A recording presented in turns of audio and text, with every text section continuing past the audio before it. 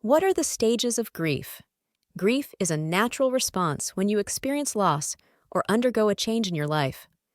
Although the process of grieving can be painful and difficult, understanding the stages of grief is an important step in helping us to understand our feelings and cope with them in a healthy way. In this guide, we'll look at the history of grief theory and popular psychological theories associated with it. We'll discuss how to better understand the process of grieving and dispel some common myths about grief. We'll then delve into an exploration of the 5 main stages of grief and provide some effective coping strategies for each.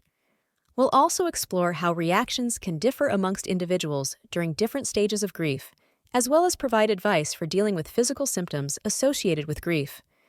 We'll also offer realistic interventions for those that are having difficulty coping and provide strategies for long-term recovery from grief. Finally, we'll wrap up by highlighting helpful online resources or support groups available for further assistance. Understanding grief is a vital part of healing and allowing us to move forward. With this guide, we hope to provide readers with the information and tools they need to begin their journey towards recovery.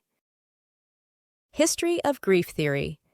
Grief is an emotion that has been experienced by humans for as long as we have been able to feel. While it is a natural reaction that everyone will experience at some point, it wasn't until the 19th century that psychological theories began to be developed around understanding and coping with grief. The earliest psychological theories on grief date back to Sigmund Freud's work in the 1920s. Freud was one of the first to draw attention to the stages of grief and presented a framework for understanding loss. He drew attention to the fact that grieving is more than just an emotional experience.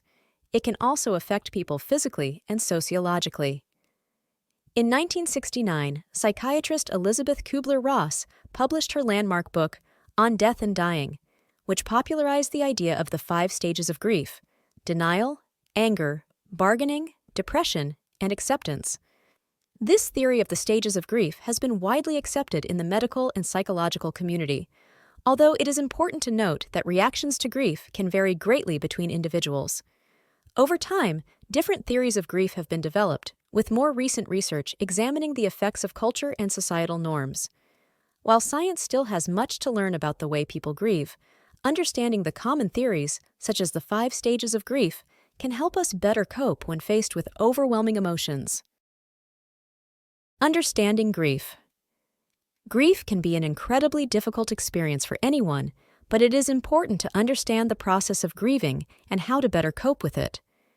Grief is not a single emotion, but rather a combination of several different feelings, such as sadness, guilt, anger, regret, loneliness, and shock. Everyone experiences and copes with grief differently. It can take time to accept and heal from the loss. There are common misconceptions that can sometimes make the grieving process even harder. The most pervasive of these being that people should get over their grief or move on after a certain amount of time. This is simply not true. It is impossible to set an exact timeline for when someone should or will be done grieving. Every individual is different and should take the time that they need to grieve in their own way.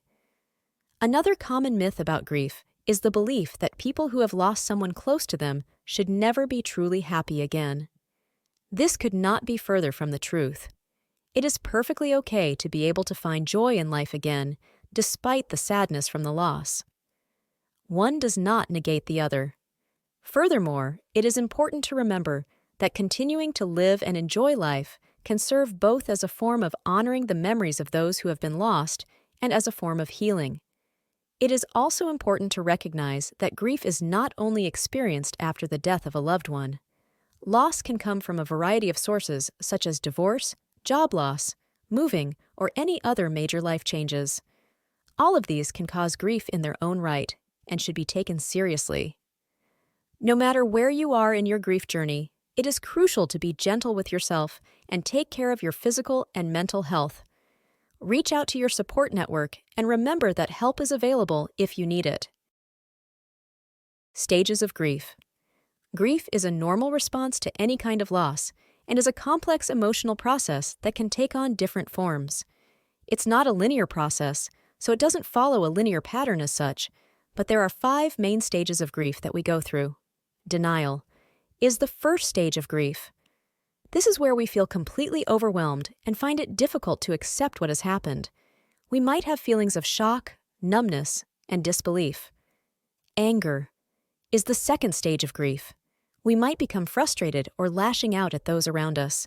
We can feel very angry that this has happened or feel wronged by our situation. Bargaining is the third stage of grief. We may find ourselves making deals with a higher power in an attempt to change the situation or make it better. We may try to avoid the pain of our situation by wishing desperately for something different.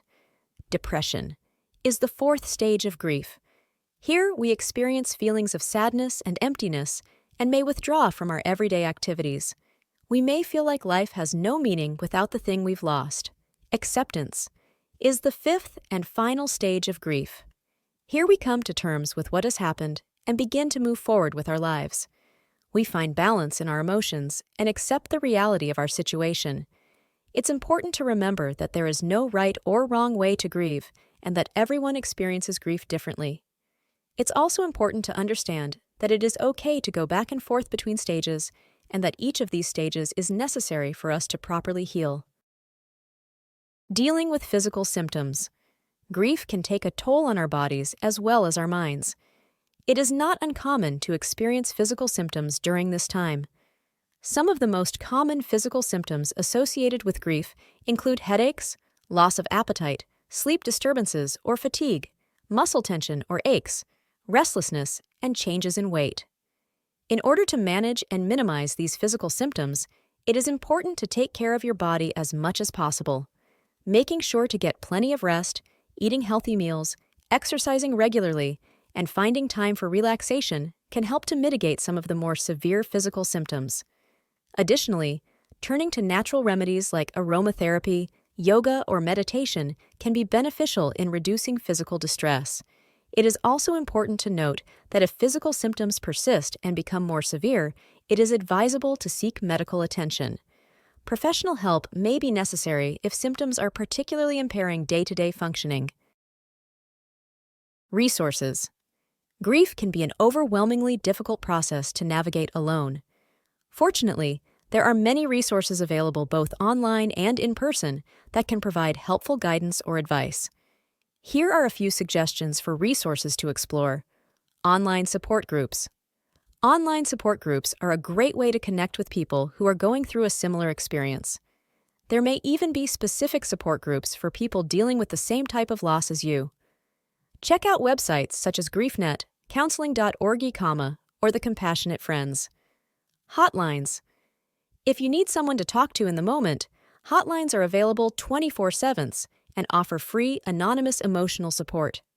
Popular hotlines include the National Suicide Prevention Lifeline, 1-800-273-8255, the Crisis Text Line, 741741, and the National Domestic Violence Hotline, 1-800-799-7233. Online therapy. Online therapy provides a convenient, private way to access mental health professionals from the comfort of your own home. There are various services available, both paid and free, with different levels of anonymity. Examples include BetterHelp, Talkspace, and Breakthrough. Local support groups. Your local community may have local support groups for those grieving a loss. Contacting your local funeral home or search online to find one near you. Books.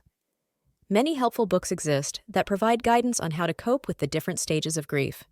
A few popular examples include Elizabeth Kubler-Ross's On Death and Dying, J. William Worden's Grief Counseling and Grief Therapy, and David Kessler's Vast Well of Grief. No single resource is right for everyone, so always take the time to find what works best for you. It may take some trial and error to figure out what kind of support you need or want, so don't give up if something doesn't feel quite right. Thank you for watching. Don't forget to hit that subscribe button and ring the notification bell so you never miss an episode of Caregiver Relief.